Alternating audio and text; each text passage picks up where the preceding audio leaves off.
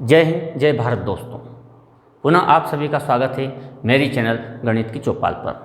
दोस्तों, इसके पहले वाले वीडियो में हमने कक्षा 10वीं के गणित विषय में जो संख्या पद्धति है उसके संबंधित यूक्लिड विभाजन प्रमेय और यूक्लिड विभाजन एल्गोरिथम को समझा और प्रश्नावली 1.1 को हल कर लिया था।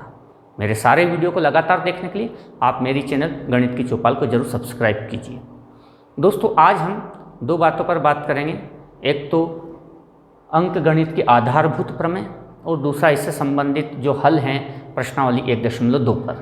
तो आइए सबसे पहले हम समझते हैं कि अंक गणित की आधारभूत प्रमेय क्या है। अब यहाँ पे समझना कि ये अंक गणित के आधारभूत प्रमेय और भी है जिसको हम कक्षा 10वीं में ही पढ़ेंगे, लेकिन हम यहाँ जो पढ़ रहे हैं वो अंक गणित के आधारभूत प्रमेय है।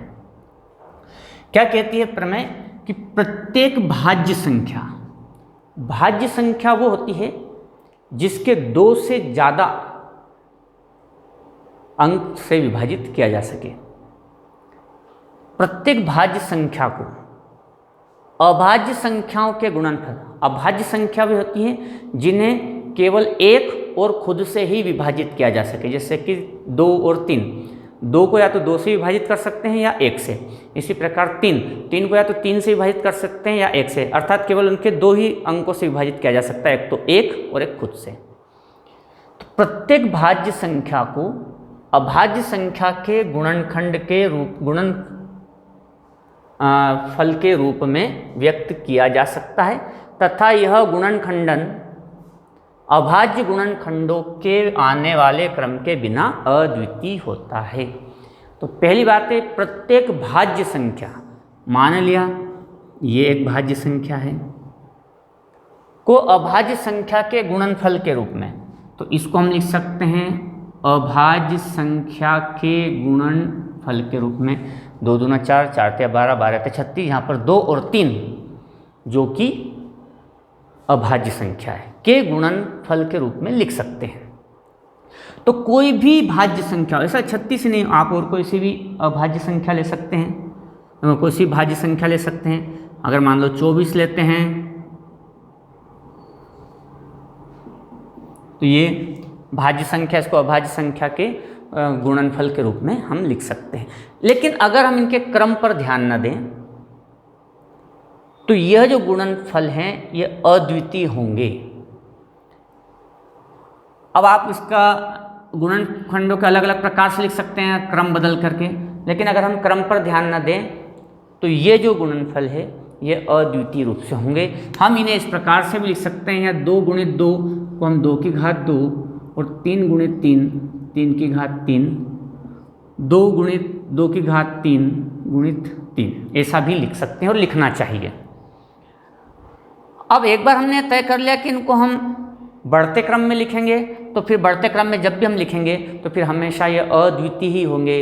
तो किसी भी, अब ये किसी और के गुणनखंड नहीं हैं और इसके केवल यही गुणनखंड है, इसलिए अद्वितीय रूप से होंगे। तो इसलिए कहा गया है तथा यह गुणनखंडन अभाज्य गुणनखंडों के आने वाले क्रम के बिना अद्वितीय होता है। अब इसके कई अनुप्रयोग हैं अंक गणित के आधारभूत अनुप्रयोग, इसके गुणनफल प्रमेय के। तो इन अनुप्रयोगों के आधार पर ही प्रश्नावली 1.2 का हल विद्यमान है। तो आइए हम प्रश्नावली 1.2 को हल करते हैं। प्रश्नावली 1.2, इसका जो पहला सवाल है वो है निम्नलिखित संख्याओं को अभाज्य गुणनखंडों के गुणनफल के रूप में व्यक्त कीजिए।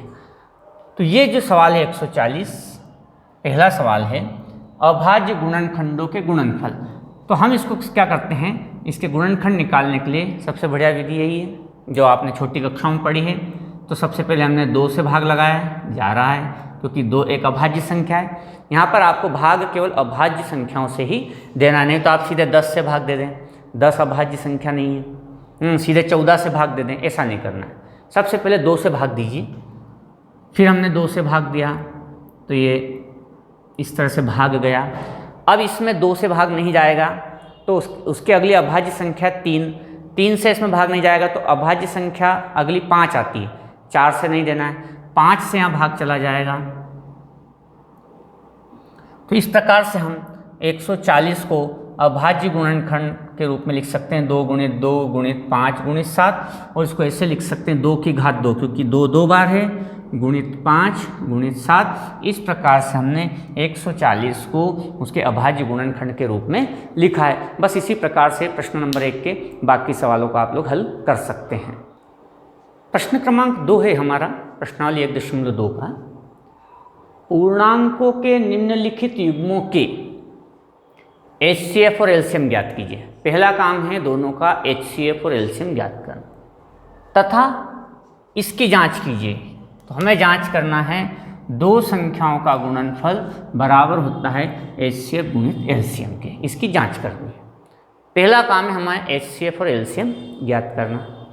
तो हम क्या करेंगे, संख्या पहले जो हमने तीसरा सवाल का चयन किया है, प्रश्न नंबर 2 का तीसरा 336 और 54, पहला और दूसरा आप हल करना, फर्स्ट और सेकंड क्वेश्चन।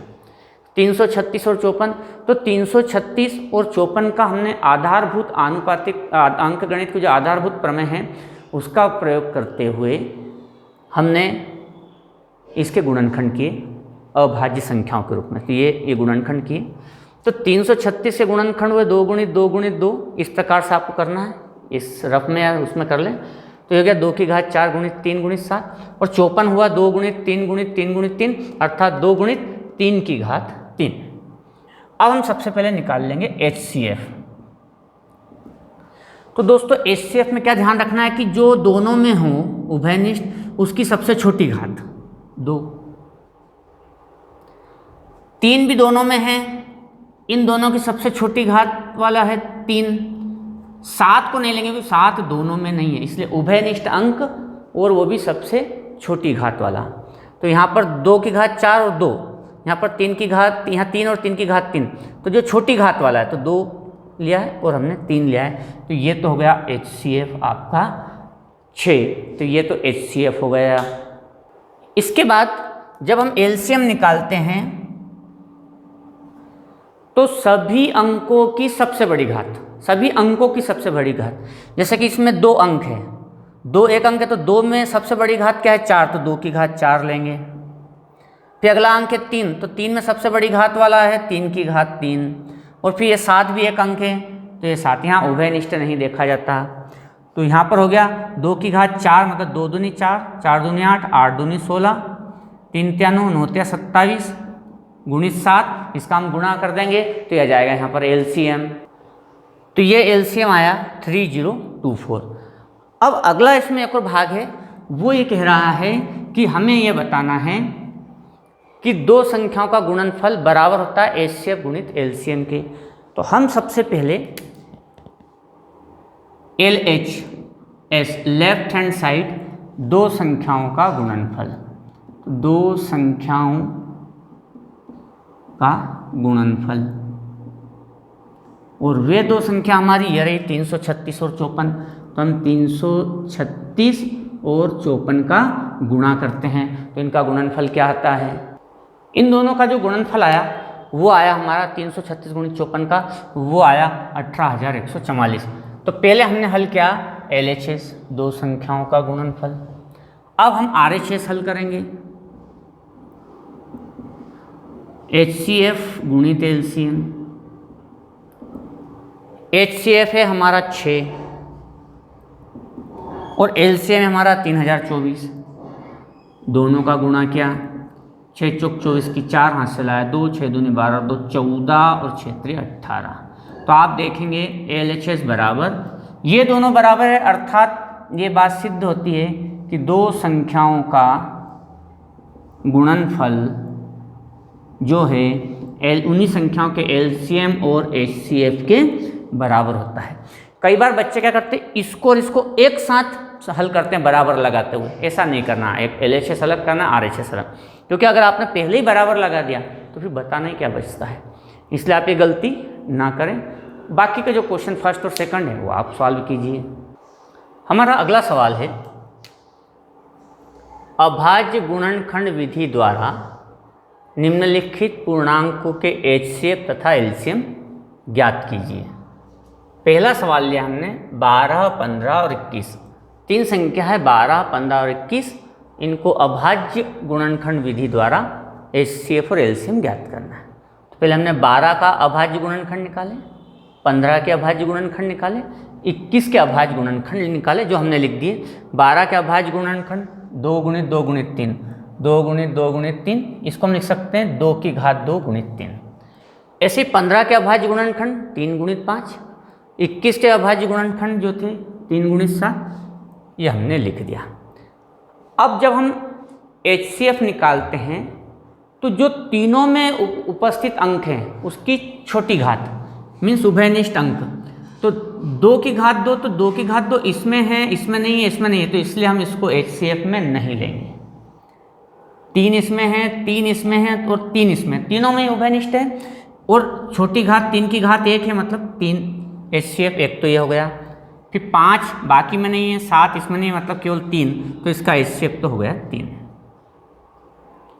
जब एलसीएम निकालते हैं हम तो प्रत्येक अंक की सबसे बड़ी घात, तो पहला अंक है 2, 2 इसमें कहीं भी नहीं है और सबसे बड़ी घात हो गई 2 की घात 2। दूसरा अंक है 3, तो 3 की सबसे बड़ी घात ही 3 की घात 1 है। अब 3 के बाद अगला अंक है 5, 5 भी अकेला ही है और अगला अंक है 7। तो जब हम एलसीएम लेते हैं तो प्रत्येक अंक की सबसे बड़ी घात, जब एचसीएफ निकालते हैं जो तीनों में उभयनिष्ठ हो उसकी सबसे छोटी घात, और कोई अंक उभयनिष्ठ नहीं है तो उसको लेना भी नहीं है। तो इस प्रकार से आप एलसीएम और एचसीएफ एक साथ निकाल पाएंगे। हमारा अगला प्रश्न है प्रश्न क्रमांक 4। एचसीएफ 306 और 657 का 9 दिया है, तो फिर आपको एलसीएम ज्ञात करना है। अब दो संख्याएं दी है तो एचसीएफ और एलसीएम आप कैसे भी निकाल सकते हैं और आप सूत्र की सहायता से भी निकाल सकते हैं। और कैसे निकाल सकते हैं, अभी हमने सूत्र सिद्ध किया था, दो संख्याओं का गुणनफल बराबर एलसीएम गुणित एचसीएफ। तो दो संख्या का गुणनफल अर्थात 306 गुणित 657, ये दो संख्या गुणनफल बराबर एलसीएम हमें ज्ञात करना है, गुणित एचसीएफ हमें दिया है 9। इस 9 को इधर पहुंचा दें, 306 गुणित 657 बटे 9 बराबर एलसीएम। कुछ भी नहीं करना है, आपको इसको सिंप्लीफाई करना है, संख्याओं को काटना है और गुणा करना, तो आपका एलसीएम आ जाएगा। जैसे कि ये संख्या यहाँ कट जाएगी, 9 एकम 9, 9 त्या 27, 3 9 चौक 36, 34 गुणित 657, इसका गुणा कीजिए, आपका एलसीएम आ जाएगा। तो सूत्र की सहायता से भी इस प्रकार से हम एलसीएम या इससे एक चीज़ अगर नहीं है और दो संख्याएं दिए तो हम इसको हल कर सकते हैं। यहाँ पर इस सूत्र का एक प्रयोग ये भी है कि आपको दो संख्या में से एक संख्या नहीं दी है, एक दी है और उसका एचसीएफ दिया और एलसीएम भी दिया, तो एचसीएफ की जगह एलसीएफ, एलसीएम की जगह एलसीएम, और एक संख्या दी और एक नहीं दी है, तो आप इस सूत्र की सहायता से ज्ञात कर सकते हैं। हमारा अगला सवाल है प्रश्न क्रमांक 5। जांच कीजिए कि क्या किसी प्राकृत संख्या n के लिए संख्या 6 की घात n अंक 0 पर समाप्त होती है। कहने का मतलब है n अगर कुछ भी रखें, जैसे 3 रखा, 4 रखा, 5 रखा, 6 की घात 3 हो जाएगी, 6 की घात 3 को हल किया, 6 की घात 5 हो जाएगी, उसको हल किया। इसी प्रकार से हम n को अगर रखते जाएं तो क्या कभी ऐसी स्थिति बनेगी कि जो 6 की घात n किसी घात n के लिए यहाँ 0 आए इकाई के स्थान पर? तो क्या हम एक एक घात रख करके देखें, n की जगह 1 रखें, फिर 2 रखें, फिर 3 रखें, 5 रखें? तो ऐसा नहीं है। अगर हम ऐसी संख्याओं का नेचर देखें जिनके अंत में 0 हो, जैसे कि मान लो ये संख्या है या ये संख्या है या ये है, कोई सी भी संख्या देखें जिसके अंत में 0 हो या इकाई के स्थान पर 0 हो, तो इनके जब हम अभाज्य गुणनखंड करते हैं तो उसमें 2 और 5 ये दो अंक जरूर शामिल होते हैं। तो 0 तभी आएगा जब उसके गुणनखंड में, अभाज्य गुणनखंड में 2 और 5 अंक शामिल हो। अब किसी की घात में भी वो तभी जाएगा जब आधार की जो संख्या उसमें भी अंक हो। सीधा सा ये है कि अगर आधार की संख्या में गुणनखंड 2 और 5 हो तो ही वो उसके घात को हल करने पर उसमें जाएगा, तभी 0 आएगा। अब n के लिए अंक 0 पर संख्या तभी समाप्त होगी जब उसकी जो आधार संख्या है 6, इसके गुणनखंड में 2 भी शामिल हो और 5 भी शामिल हो। लेकिन यहाँ पर 6 का गुणनखंड 2 और 3, अब 5 शामिल नहीं है। तो हम इसका उत्तर इस प्रकार से लिखेंगे कि किसी भी संख्या की घात n के लिए अंक 0 पर तभी समाप्त होगी जब उसमें 2 और 5 अभाज्य गुणनखंड के रूप में शामिल हो, या उसके अभाज्य गुणनखंड में 2 और 5 दो अंक अवश्य शामिल हो। और उस संख्या में 2 और 5 तभी शामिल होंगे जब जिसकी घात को हम हल कर रहे हैं उसके आधार के अंक में भी ये 2 अंक गुणनखंड के रूप में शामिल हो। यहाँ 6 का गुणनखंड करने पर 2 और 3 आ रहा है, इसमें एक अंक 5 नहीं है, इसलिए किसी भी हालत में यह 0 पर समाप्त नहीं होगी किसी भी प्राकृत संख्या n के लिए। अब यहाँ 6 की जगह कोई भी अंक आ जाए, मान लो यहाँ पर 4 रख दिया, इसको भी हम हल करेंगे तो कभी भी अंक 0 पर समाप्त नहीं होगी। क्यों? क्योंकि 4 की घात में भी 2 गुणनखंड शामिल नहीं है, तो 2 और 5 4 के गुणनखंड बनते हैं 2 गुणित 2, अब इसमें 5 नहीं है, इसलिए ये भी कभी भी 0 पर समाप्त नहीं होगी। हमारा अगला प्रश्न है प्रश्न क्रमांक 6। व्याख्या कीजिए कि 7 गुणित 11 गुणित 13 धन 13, यहाँ धन आ गया है बीच में, और 7 गुणित 6 गुणित 5 गुणित 4 गुणित 3 गुणित 2 गुणित 1 धन 5 भाज्य संख्या क्यों है? भाज्य संख्या क्यों है, ये हमें व्याख्या करना है। तो भाज्य और अभाज्य को मैंने समझाया था कि भाज्य संख्या कौन सी होती है। तो भाज्य संख्या वे होती है जो 2 से अधिक अंकों से विभाजित हो, या यूँ कहें कि 2 से अधिक अभाज्य संख्याओं से विभाजित हो, तो उसे भाज्य संख्या कहेंगे। अभाज्य संख्या किसे कहेंगे? वे संख्याएं जो केवल 2 संख्याओं से विभाजित हो, एक तो स्वयं से या एक से। इसको हम ये भी कह सकते हैं कि भाज्य संख्याएं वे होंगी जिनमें अभाज्य संख्याओं को गुणनखंडों के रूप में लिखें तो 2 से अधिक गुणनखंड लिखने में आएंगे, और भाज्य संख्याएं अभाज्य संख्या वे होंगी जिसमें केवल 2 ही गुणनखंड बनेंगे, एक तो वो खुद और एक। अब ये भाज्य संख्या क्यों हैं? तो अभी हम यहाँ प्लस लगे होने के कारण इनको गुणनखंड के रूप में नहीं कह सकते, लेकिन अगर मैं इसमें से 13 कॉमन ले लूँ, 13 को कॉमन लिया तो अंदर बच गया 7 गुणित 11, 13 कॉमन आ गया +1 और गुणित 1 में लिख सकता हूँ।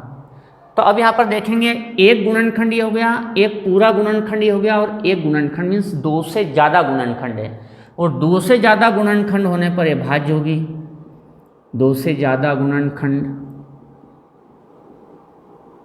होने से भाज्य संख्या है ये। यहाँ पर हम देखें 7 गुणित 6 गुणित 5 गुणित 4 गुणित 3 गुणित 2 गुणित 1 धन 5 कॉमन ले लें तो एक गुणनखंड ये हो गया। 5 कॉमन लेने से 7 गुणित 6 गुणित 5 कॉमन हो गया, 4 गुणित 3 गुणित 2 गुणित 1 धन 1 गुणित 1, तो एक गुणनखंड ये हो गया, एक गुणनखंड ये पूरा हो गया, और एक गुणनखंड ये हो गया। 2 से ज़्यादा गुणनखंड हो गए, ऐसी अवस्था में ये अभाज्य संख्या नहीं होगी, ये एक भाज्य संख्या होगी। इसका जो अगला सवाल है वो आप आसानी से हल कर सकते हैं, और उसके लिए आपको ये समझना होगा कि HCF की प्रॉपर्टी क्या है और LCM की प्रॉपर्टी क्या है। HCF हमेशा दी गई संख्या से छोटा होता है, या दोनों में से जो छोटी है उसके बराबर होता है। मान लिया कि 2 संख्या है A एंड B, जिसमें से B छोटी है, A छोटी, तो HCF या तो B होगा या फिर इनसे कम होगा। LCM क्या होता है? जो बड़ी संख्या, इसमें बड़ी संख्या A, तो या तो A के बराबर होगा LCM या फिर इससे बड़ा होगा। LCM हमेशा दी गई संख्याओं से या तो बड़ा होता है या बड़ी संख्या के बराबर होता है। HCF दोनों से छोटा होता है या छोटी संख्या के बराबर होता है। ये इनके गुण हैं LCM और HCF के।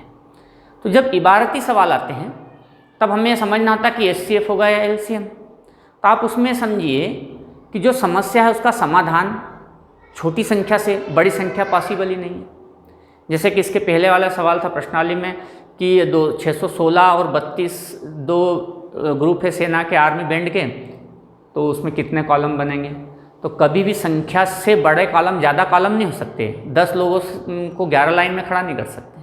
मतलब बड़ी संख्या नहीं चाहिए, मतलब एलसीएम नहीं होगा वहाँ, फिर एचसीएफ होगा। अब जहाँ पर ये संभव हो कि उसके पहले मतलब उससे छोटी संख्या में हल नहीं होगा, वो तो उससे बड़ी संख्या में हल होगा, तो सवाल को पढ़ के समझना पड़ेगा, तो फिर वहाँ पर एलसीएम निकालना होता है। तो इसका जो अंतिम प्रश्न है प्रश्नावली 1.2 का, उसको बहुत अच्छे से समझिए, और वो जो दी गई संख्या उससे आगे ही उसका समाधान है, इसलिए उसमें एलसीएम होगा। तो आप वहाँ दी गई संख्या का एलसीएम कीजिए, आपका हल हो जाएगा। पुनः मिलेंगे नई प्रश्नावली के साथ और उसके समाधान के साथ। तब तक जय हिंद, जय भारत।